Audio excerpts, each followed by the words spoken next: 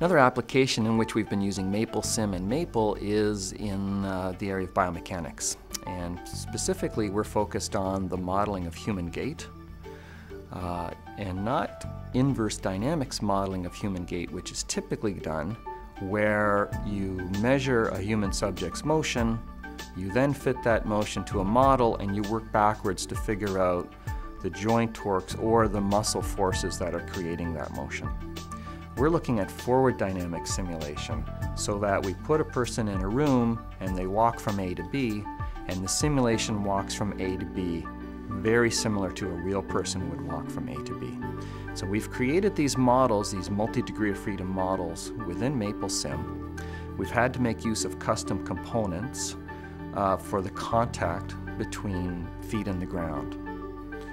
If it was an inverse dynamic simulation, you would just measure those contact forces and use those to calculate what the muscles are doing. In a forward dynamic simulation, which is a predictive simulation, you need to be able to calculate from a model what those contact loads between the foot and the ground are.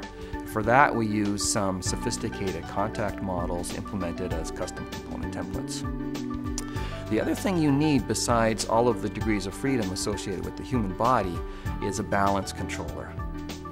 If you've seen a child learn to walk, it's not an easy process, and it wasn't very easy for us to develop a balance controller that could maintain balance of a human over many, many steps.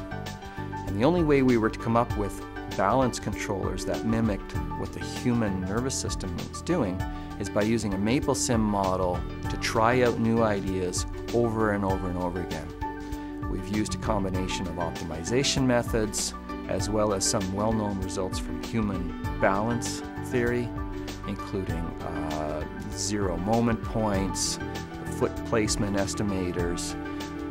Human gait, of course, is optimized to minimize your energy consumption. If you make a person walk at a gait that's longer than their natural gait or shorter than their natural stride, they actually burn more calories.